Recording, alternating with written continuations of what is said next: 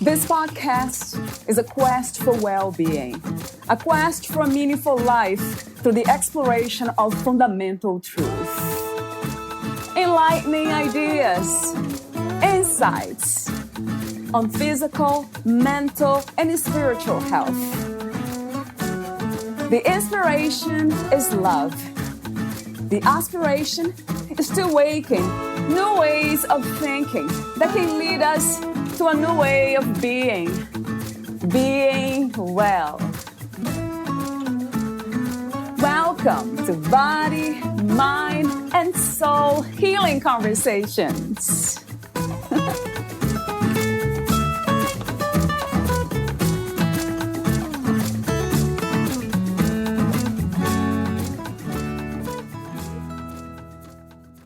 Recognizing your triggers is one of the hardest things to do. You can begin to overcome them after you've owned up to them, although it is not easy. First, you must examine yourself honestly. Being brutally honest and upfront with yourself will be essential. It's important to know that nobody is grading this. This treasure hunt of unpleasantries does not concern anyone else. It is a solo project. You don't need to be shy.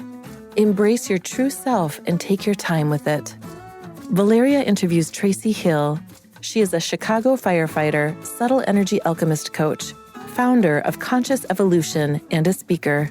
Traci Hill provides the space for people to take back their emotional, mental, and physical health through subtle energy alchemy, understanding how to overcome emotional trauma, and how to finally follow your passion and purpose. No stranger to adversity and hard work, Traci uses her professional and personal experience to help others live their best lives and equips them to handle whatever life brings them. Traci's life came to a crossroads when she was diagnosed with multiple sclerosis at age 25. She fought back by implementing healthy lifestyle changes with her holistic nutrition education, fitness experience, and energy healing gifts, and she successfully manages the disease with no medication. She shares her approach on the Facebook group she founded, Healing MS Naturally. Traci received her master's in kinesiology from University of Illinois at Chicago and her health coach training from the Institute for Integrative Nutrition. She has training and is a provider for TRE, trauma release exercise, and is a certified flow breathing coach. She also uses the scale of consciousness and body code to help people raise their vibration. Traci is also in the process of receiving her PhD in natural medicine while continuing her career as a Chicago firefighter and subtle energy alchemist coach with her Conscious Evolution business. After her MS diagnosis and battle with becoming the healthiest version of herself, she found herself divorced with 2 beautiful kids. She became determined to uncover key components to a life of health and vitality that were outside the status quo. With her extensive wellness education, experience at defying the odds, and energy healing spirit, Traci helps guide those who are ready to reach the triad of success through soulful, intuitive exploration. Meet Traci at consciousevolution.coach. Here's the interview with Traci Hill.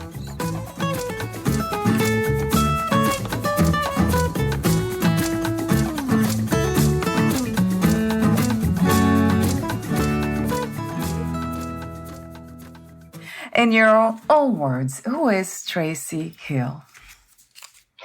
Well, I am a subtle energy alchemist, but I am also a walking, living, breathing learner of this Earth planet, always looking to grow and expand and take that energy and share it with other people.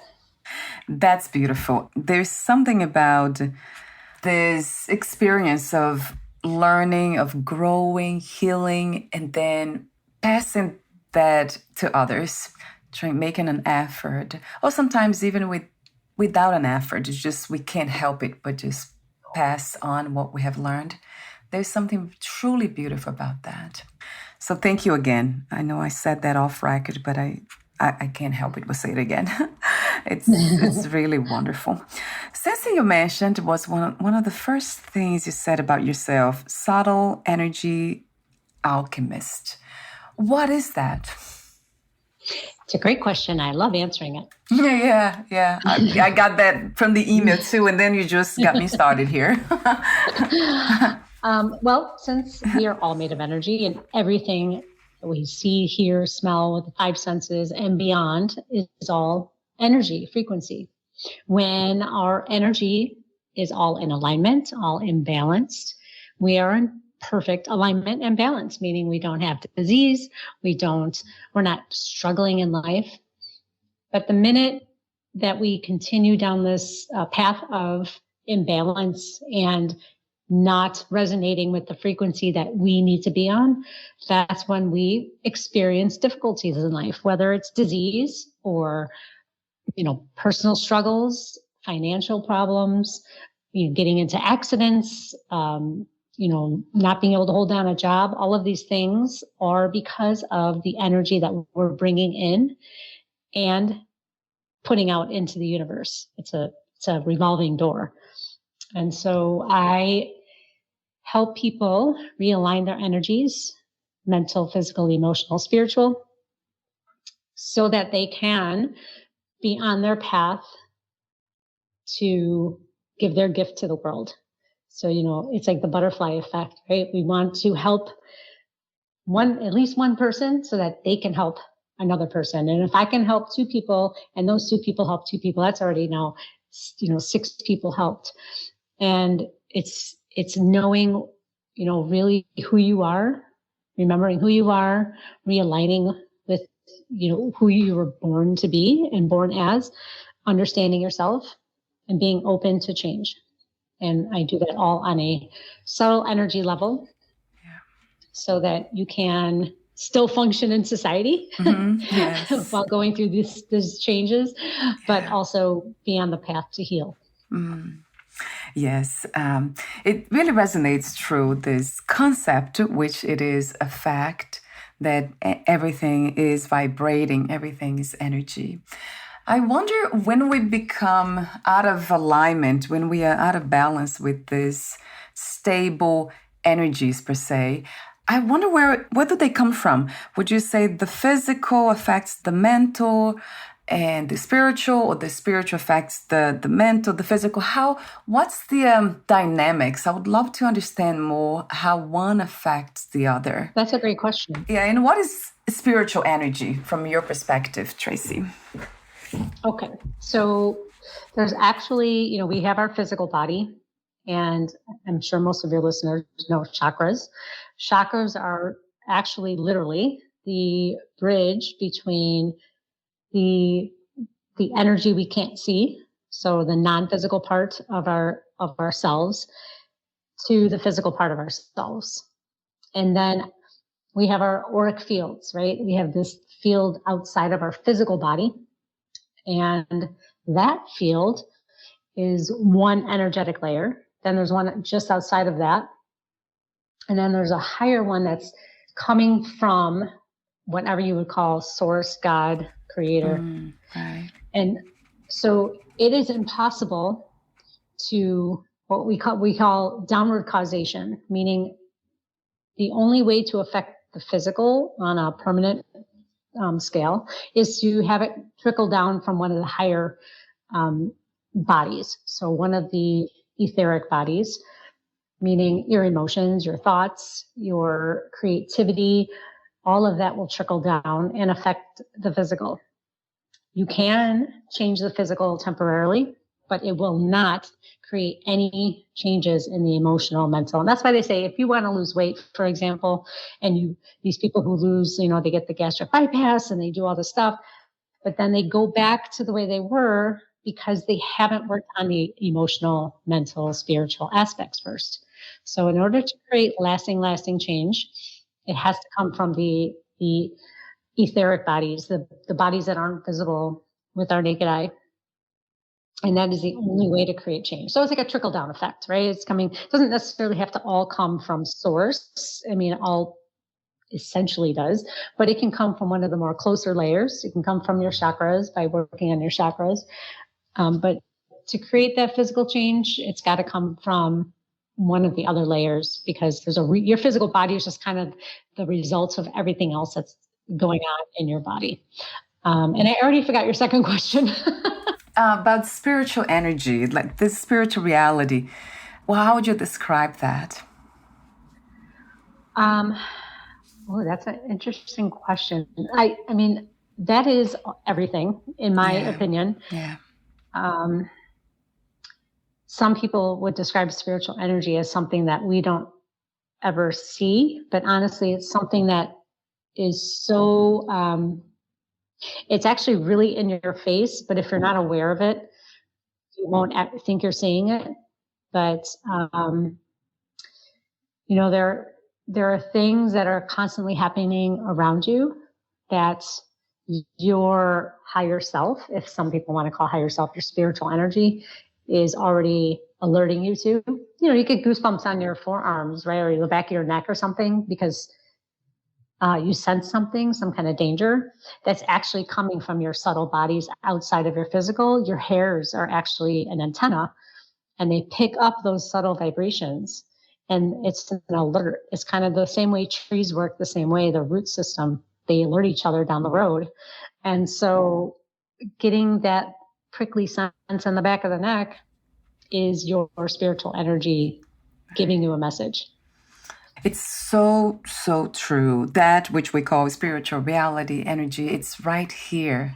The only way we miss it is because we're not aware of, as you said. Oh, our attention is given to something else, but not to that energy. Although that energy is not physical, and maybe that might be why it's not easy, because we are so used to objectify everything. Everything's an object. Whatever's an object, then I'll pay attention to. It's easier, so much easier. And this energy that you speak of within the question that I asked, I call it spiritual reality. It's not an object. So it can't be seen with the eyes or felt. Although you said that we can feel in the body. I think we can, seems like we can reflect. We can reflect that energy within the body, but it's still not it, because it cannot be, right? So it's everything. So it can't be, it's not that even that's in everything, it's that everything is in it. So it can't really be identified as an object. Correct. I mean, we're all connected, right? So yeah. It's even worse than that we are really one reality. It's not even that we are connected. When I think about it, wait a minute, it's not even about connection. It's really one reality. But it's kind of looks from the human experience, from the sensory experience, it feels like there are so many things. But if we go deep enough, we'll see that there's just one underlying reality. So, Trace, another open question that I have for you is about the purpose of the human experience. If there is one purpose only to this, which we call life, what would that be? Oh, I've been, this is the kind of in my conscious awareness in the last week or two. You know, personal story, I was very stubborn, and for the longest time, it was like, I'm doing everything by myself. Like, I don't need help. I'm not going to ask for help. And I just turned 49. So, you know, if people are like, oh my God, why did it take me so long? Listen, it's taken me forever to get to this point. But, you know, all through my 30s and slightly in my 40s, I did not want to ever ask for help. But we're really communal creatures. We really need each other. And I think that in this lifetime, we are here to support and love each other and see each other as the perfect beings that we are. Because, you know, the way people say, like, you know, I'm trying to be perfect. I know you had kind of said that, and I catch myself in that too. It's like, oh, I want things to be perfect, but things are perfect just as they are. There's no such thing as this like perfectionism. I mean, what is, you know, perfect in the eyes of the, like, I'll say the 3D viewer or the consumer? Perfect is support and love and compassion and empathy and peace. That's perfect. just as it is. And in order to achieve that, we really need to remember that we are all under the same spiritual umbrella. And we're here to support each other and grow and expand and learn. And it's, it's a big task because we're nowhere near that right now. But that's my hope. It's just support each other, fix the crown, don't tear it off the other person's head. What a beautiful message and vision, because we seem to live in a reality that it is very much divided and separated and disconnected. But it's interesting, every time I go back to that ultimate reality, per se, the spiritual reality, then I see that everything is just perfect. There it is perfect from that level. It seems like the goal is to align the body, mind to that reality. So it reflects that, the peace. So now we're not affected really. The body, mind is not affected of whatever's happening here that is disconnected or feels disconnected, perceived as disconnected. And it becomes a practice. For sure, it is a practice. And your work on emotions, that it's really important though. But it seems like we have to be open to it, right, Tracy? It's not something that can be forced. We cannot try to change or create this beautiful movement toward peace in places or within minds that are not ready. Do you see it that way too?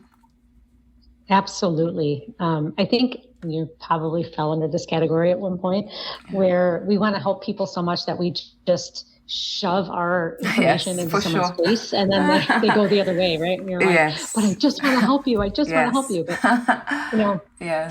you probably dated someone that you thought you could fix, right? Because I did anyway. For sure. So we're fixers by nature, but to force it on someone, they're just not ready. They're not there yet. And it's important for us to show compassion and just walk the walk, talk the talk. Instead of making people digest our information, just show them what it can look like when they do decide to become aware and decide to change. And, I still struggle with stuff all the time. It's always something, but it's just like you said, the awareness, allowing yourself to be okay with not being okay for a little bit.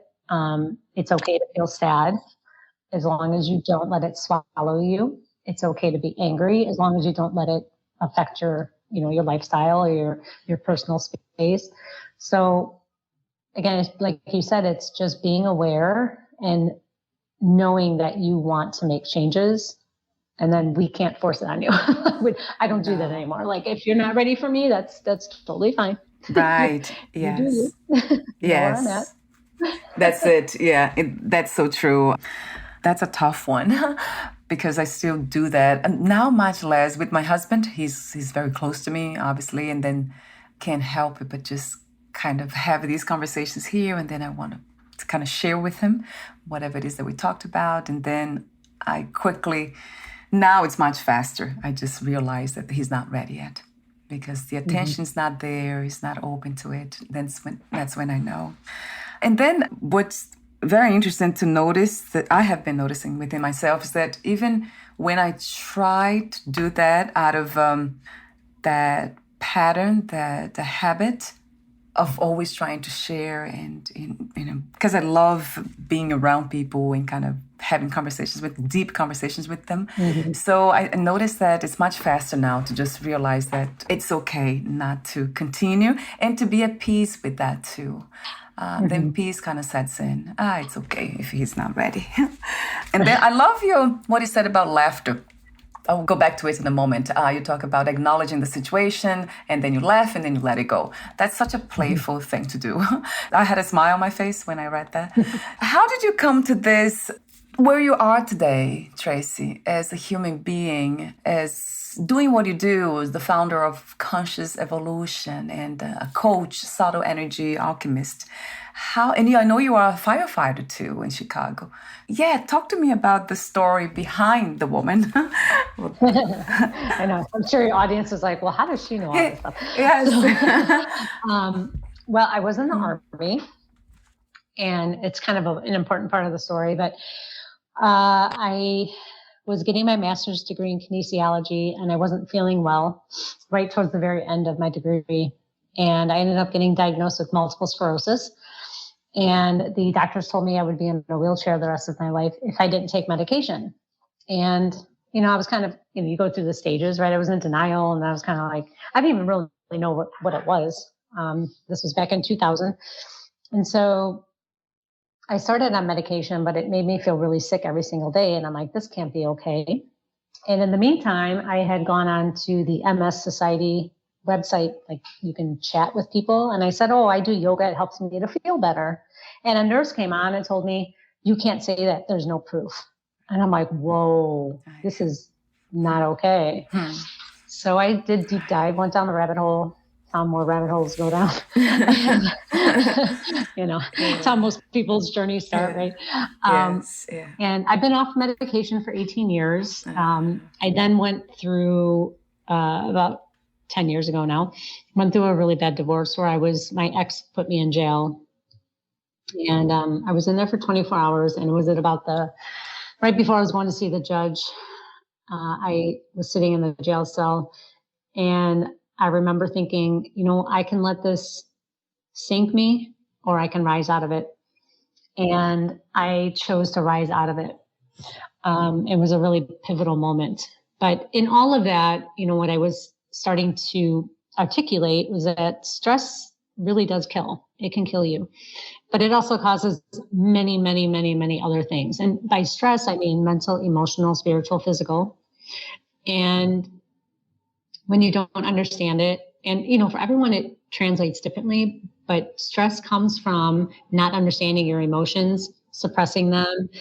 And again, that's part of the chakra system. But when you don't know how to express your emotions properly in a healthy way, like my throat chakra was completely blocked. I didn't know how to express my feelings.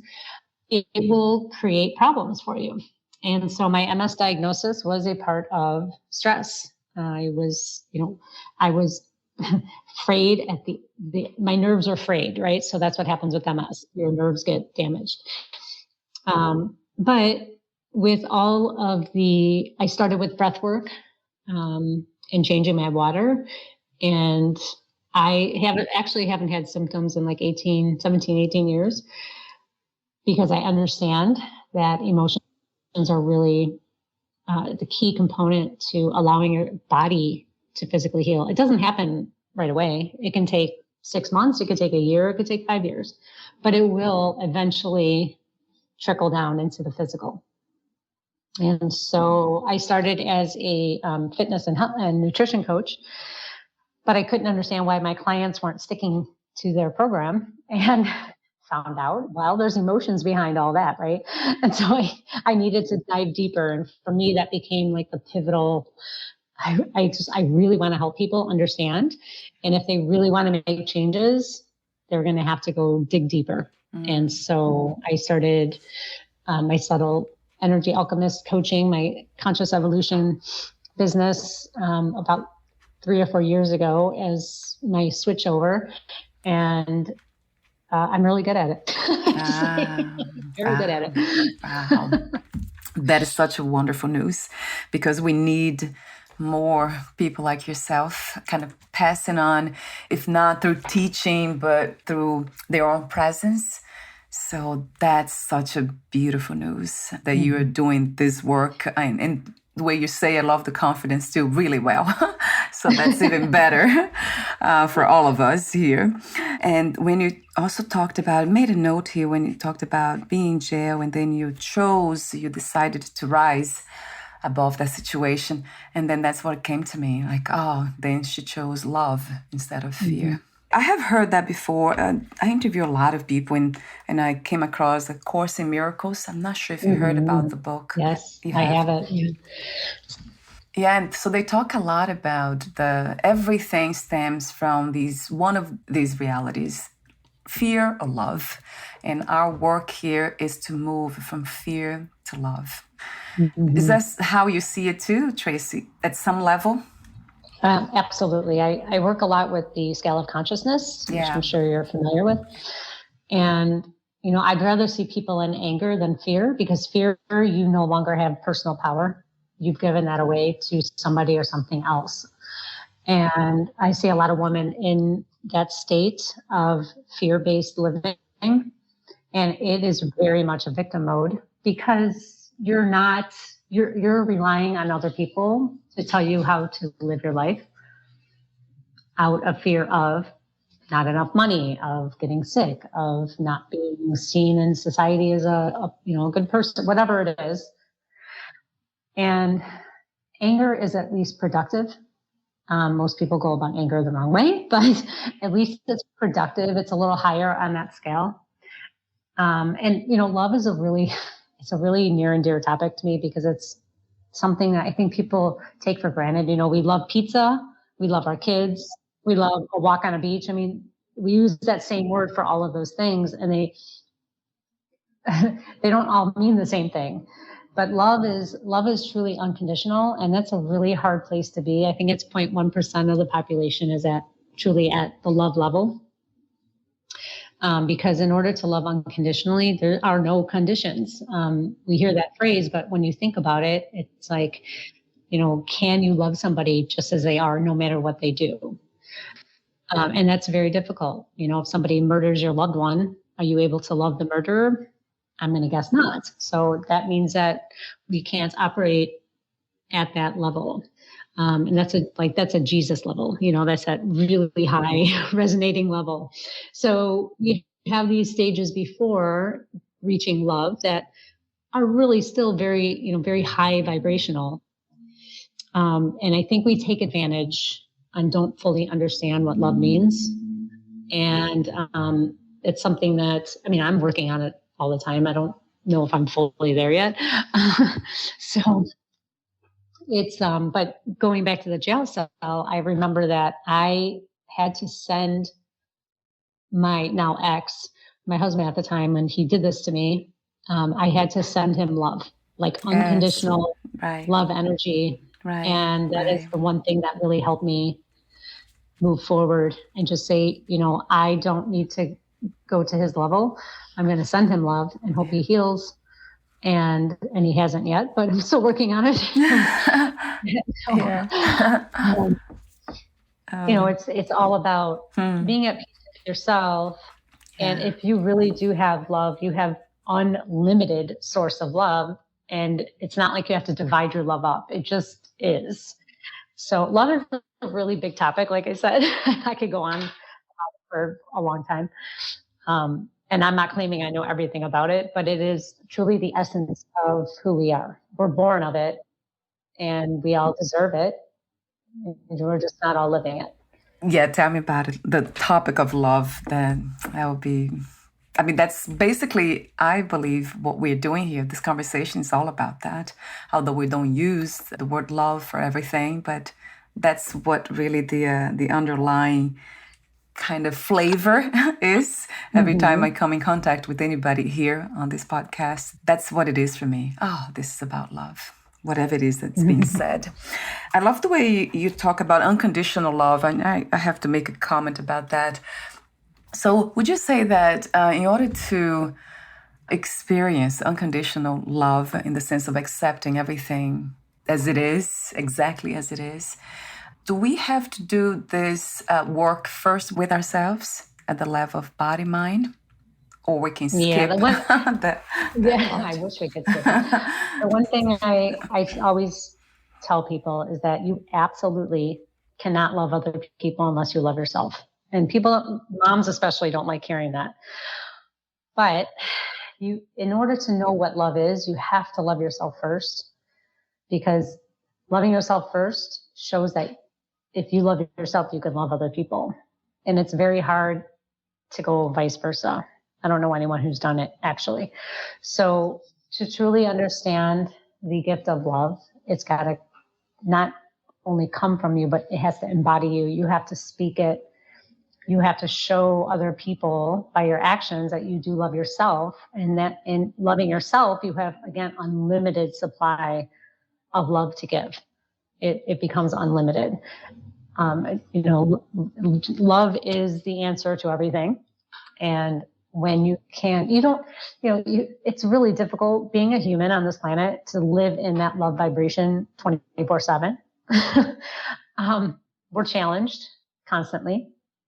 But you can experience it for yourself, that moment when you're just in total bliss and you have tears come to your eyes because there's so much love. Those tears of love are just, your heart is just so overjoyed that it's got to come out somehow because you have no words for it.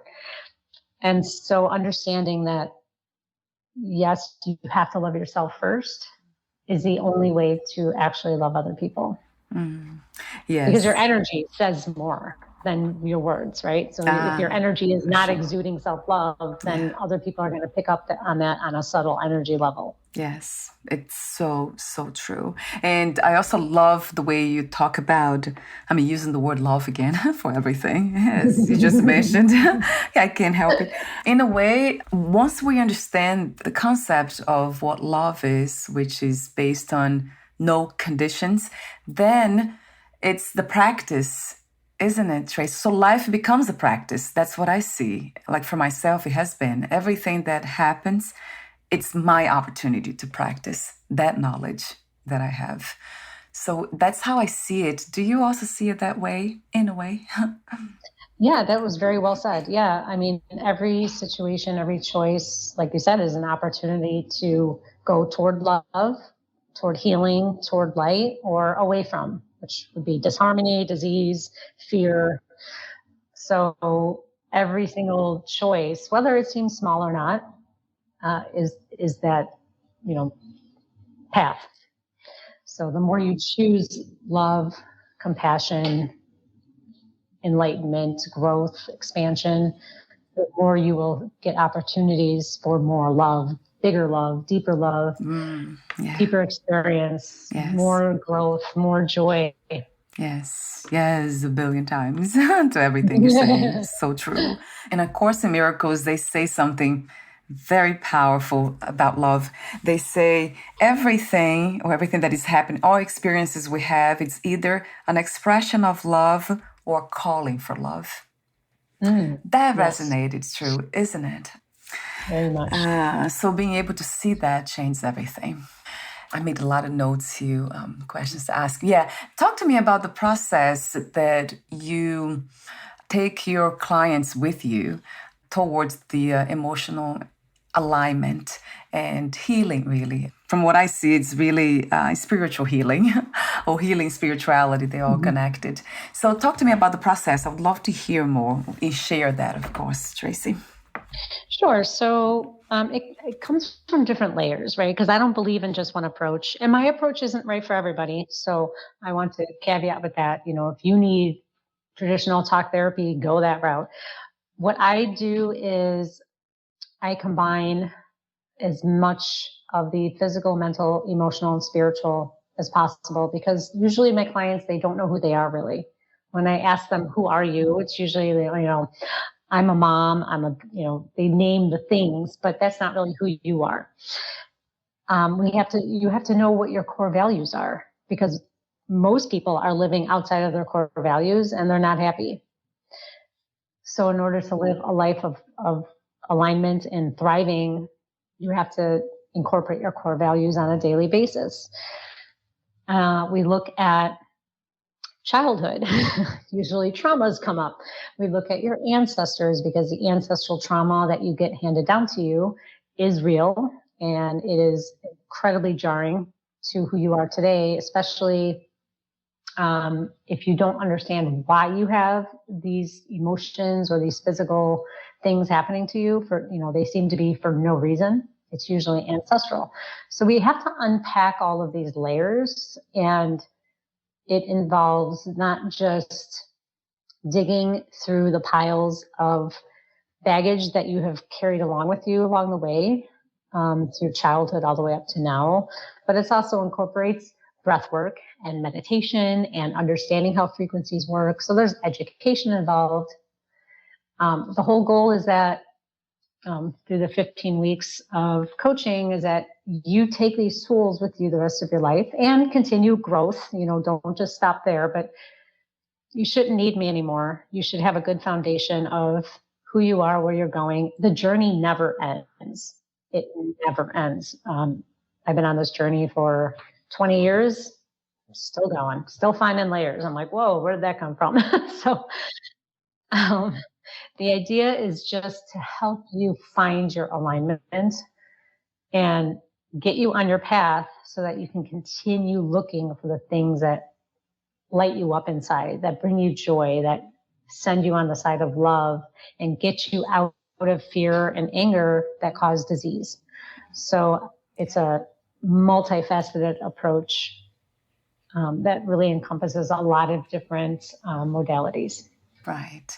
And I must add that you are in the process of receiving your PhD in natural medicine. That's so I am. wonderful. And Tracy, it seems like so many of us know that, but it's not easy to embody. So it's the interesting thing about moving from knowledge to practicality, to just application, really, knowledge application. Mm-hmm. So all healing, it's really self-healing, isn't it? It's all self-healing, because when you can heal yourself, then people around you feel safer. All about that root chakra. There's a safety in that. And if they're not ready to change, they are going to move away from you. It'll just be a natural process of them no longer really kind of resonating with you. But the more you heal, the more you're going to find yourself healing deeper. It's, a self-perpetuating loop or an upward spiral of, healing perpetuates the need to heal some more. Yes. And, yeah, I think I went off on a tangent there, but yeah. Yeah, no, that's it. What would you say is the goal of healing, or the goal of spirituality? What is freedom? Okay, well, freedom is actually my top core value. Freedom means that you are able to make your own choices based on what you need for yourself, so long as it doesn't harm anybody or anything. It kind of goes along the lines of the law of Dharma. But freedom is having all of the information available to you and you making choices that align with you. And, while we have the internet and so much opportunity to find things, it's amazing to me that people don't realize things are hidden from us on purpose so that you don't have the knowledge. So one of the best ways, or easy, I shouldn't say easiest because it's not easy, but one of the best ways to gain insight is through meditation or just sitting quietly, because you actually already have all of the information in your cells. It's already encoded there. It's just that you're suppressed because you are watching TV, you're listening to music, you're reading whatever, you're drinking alcohol, you have constant stimulation. And that constant stimulation suppresses your true self. And understanding that, getting out of that constant need to do things, because that was me. When you can get out of that loop or that cycle of constantly needing to do things and sit quietly, all this information can start coming to you. It doesn't happen right away, once again, but it will happen. And again, all of that information is already inside of your cells, because we are all one source.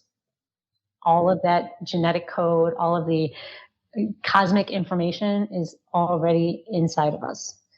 And it's just a matter of opening up to it and allowing yourself to feel and be, a little more of that feminine quality of being and being creative. Sometimes instead of all the doing, masculine energy. That's why the world's in trouble today, is because we have too much masculine energy happening, the doing side. I don't mean males, I mean masculine energy. Right, Everyone has both. Right. So. Yeah, women also, of course, are engaging a lot in doing, right? All about doing. Mm-hmm. And do you feel that this is changing now, Tracy? Those energies from the masculine to the feminine?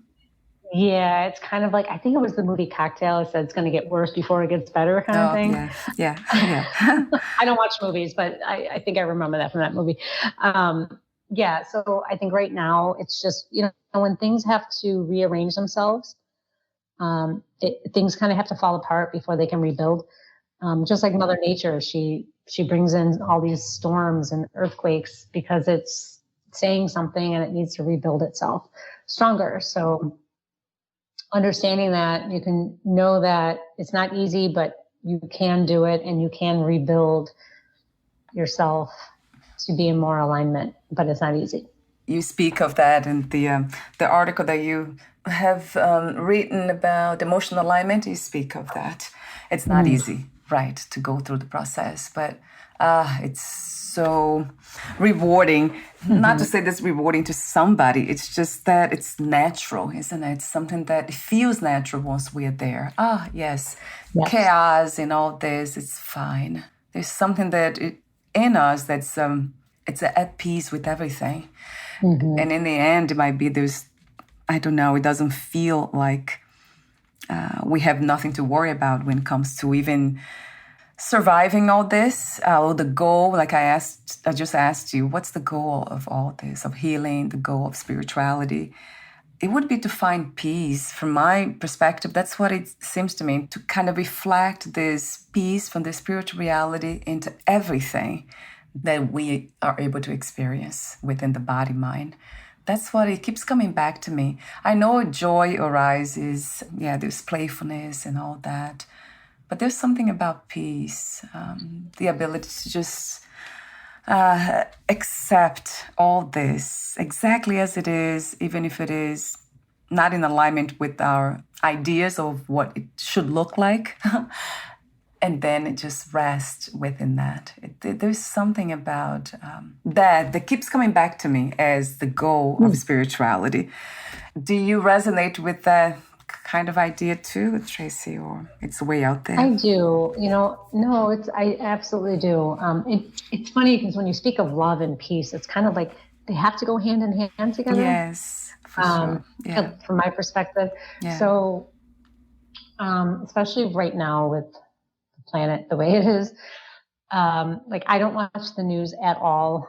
I have no news information on my social media feeds. I don't watch TV, and so I don't align with fear-based information. And so there was a whole thing about the banks going under and all that, and I said no, I'm not going to align with that. That's just not. That I don't see that happening. Everything is fine as it is. Everything's good as it is. So nothing happened, of course. And it's that drama. There's no peace in drama, and drama sells. Drama makes money, and I just don't align with that. And I find myself, the more peace I get, the more peace I want. So it's like this, because it's a sense of security and safety and being okay with, like you said, okay with where you are at this moment. Even if chaos is going on around you, internally you can be at peace. And that's so important to be able to understand how to feel when you need it. Because if you feel at peace when everything's peaceful, that's great. But when you need peace when things are chaotic and you haven't practiced, then it's really difficult to find it because you are bombarded with non-peace things. So I agree. That really seems to be the practice, not even get to that place of peace, but just acknowledging that it's already here within the chaos, but not the chaos itself. It's just that we are focusing on chaos instead of something else. Yeah, that's an interesting observation about, you just mentioned about not watching TV, not being in touch with all that. I do that as well. And I speak to so many people here who are the same way. They don't give their attention to these things. So it's not allowing that to just kind of become our reality. It's not that will disturb us, because that, the reality of what we really are, it cannot be disturbed. But there's something about giving attention to it that might not feel so good. So I really do that too. And I wish other people would find this is a common sense, because I know that we know that human beings, that's what they're looking for. All of us as humanity, we are trying to find peace and happiness. But then we do things that we expose our attention to things that will give us the opposite. They'll bring us different realities, war, fear, and all that. So that's a contradiction by nature. And so it takes awareness, as you said earlier, over and over and over. It's all about acknowledging, being very aware of what's happening here in our inner world. And I know we didn't talk a lot about triggers, and that's what the article was all about. So talk to me for a moment about the most common triggers and what is the difference between feelings and emotions, Tracy? Okay, so I just got triggered yesterday, actually. I had an issue with my ex and my son being kind of threatened by him. And so, of course, that physical threat brought me back to when I was physically threatened by their dad. And I was triggered back into fight or flight or freeze or fawn. You know, they have all these F's now. So yes, yeah.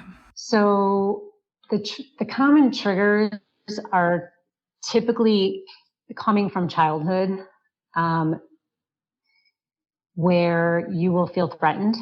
So when your safety is put to the test, you will suddenly go into a response that you had from when you were younger. So, a common trigger is abandonment, the fear or feeling of abandonment.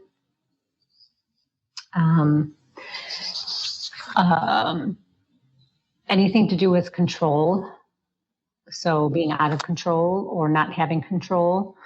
Those are common. That's another very common trigger that I see a lot in women who then go to anxiety because they can't control situations. So they control as much as they can. And a lot of times that leads to like body dysmorphia issues or family issues. And when that happens, then you're always in this fight or flight response. Your parasympathetic, sympathetic nervous system gets out of whack, and then your adrenals run down, and then you're always like on coffee and running, and your hormones get out of whack, all because of wanting to feel like you need to control something. It's crazy. The string of how all of this happens is so amazing to me. But the difference between feelings and emotions is that, feelings are something that they really can't be measured. Whereas emotions are actually a body response. So like if you're angry, I had a client and we went through this exercise and she's like, I was so angry. I literally wanted to throw your chair through the window. Like she had this response. Or if you've ever had a nervous system response, like the fight, flee, freeze, where your body all of a sudden just like shoots this shot of adrenaline through your body because it wants to either run away or fight something. That's an emotion. That's an actual response from the body. And, they're tied together but neither of them have to be something that you stick with permanently. So like emotions create physical change in the body, like heart rate and breathing. So when you feel anxious, I say feel, but when you're having the emotion of anxiety where your breathing gets shallow, that's more of an emotion. Whereas feelings can they can last longer as far as like how you're experiencing them. But they're based on an emotion. So it's like the emotion happens and then you feel like, I feel this way. And then you plug into feeling that way forever. So like you feel anxious all of a sudden, you experience anxiety and then you're like, I feel nervous. Well, now you become nervous because you are stating to the universe that I feel nervous. So now you are embodying a nervous personality. And that's not measurable. But and really for most clients, it doesn't necessarily matter the definition. Right, of course not. But it does, right. But what does matter is understanding that your body does react to feelings and emotions and thoughts on an actual physical level. It will have a response. And again, when you are constantly moving into sympathetic, parasympathetic, this nervous system response, your body floods itself with all kinds of hormones. And the more it does that, the more you wear it out and the more tired you get. Your body just starts to wear down. And then you have all kinds, because when your hormones are out of whack, it changes everything. You have unexplained weight gain. Well, that could be because you've been in a parasympathetic, sympathetic dysmorphia for a long time. So I can go on and on about that. But yeah, it makes a lot of sense to me. I do have, of course, we all do, but I can speak for myself, having the experience of a thought that would trigger the body to respond.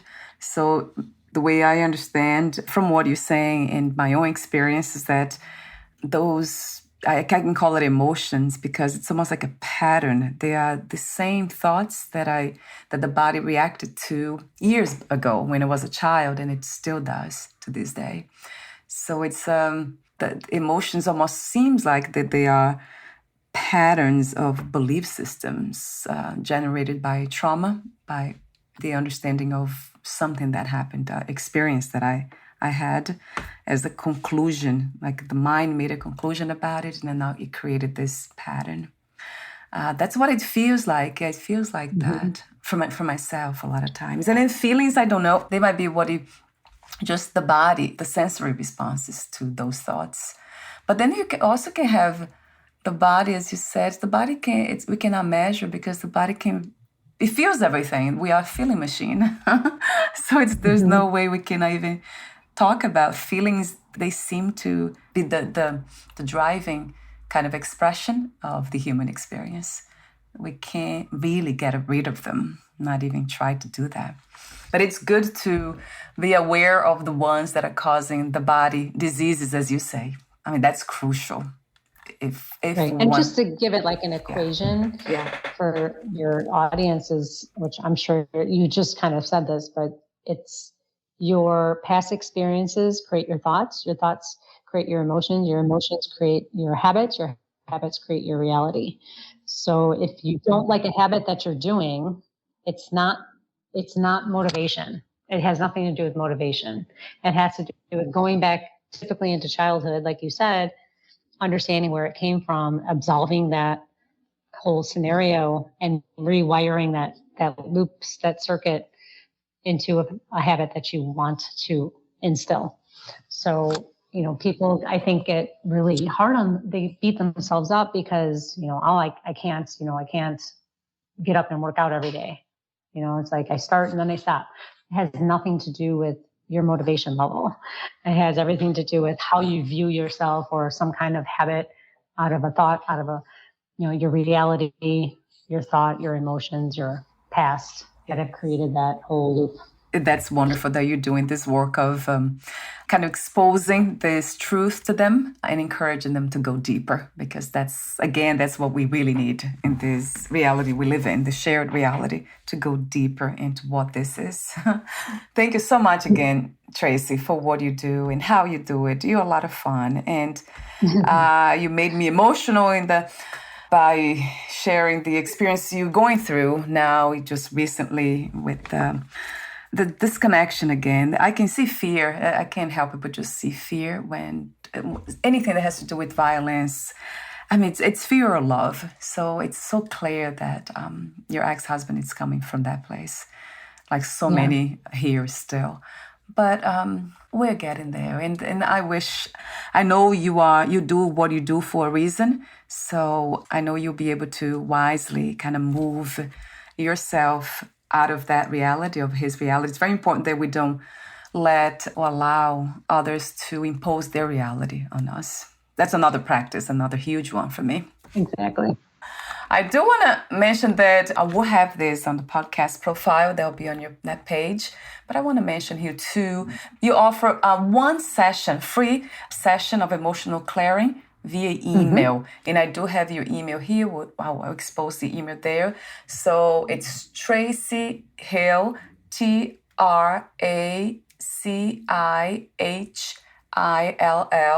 at protonmail.com. So protonmail.com. I'll have that on the link on your podcast profile as well. What do you love most about being in the human body or being the human body or about the human experience as a whole? Oh, man. Ooh. Usually I'm like, oh, this human body is heavy, man. Yeah. I find it's amazing. I have a really great support system, and I find little miracles all day long. Yeah. And so, I don't know, life is just, it's just beautiful to see things unfold as they should. Yeah, what an enlightening answer. Yes, that's what it is, because once we are free, that's what happens. We let everything else be what it is, freedom. And before we say goodbye for today, where is the best place to find more information about you, Tracy? You can go to my website. It's consciousevolution.coach, or find me on Facebook at Conscious Evolution Coach. Wonderful. I'll have that link too. I have the Facebook link here as well. So thank you so much again for your presence today, and we'll talk soon. Bye for now. Thank Tracy. you so much. Thank you.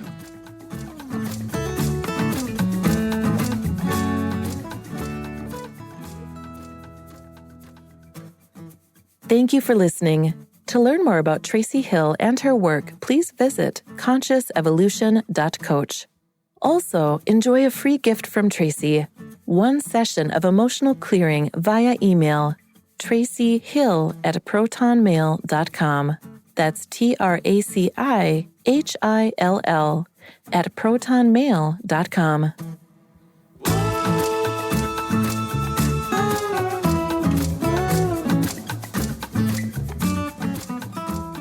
To learn more about this podcast, please visit fitforjoy.org/podcast.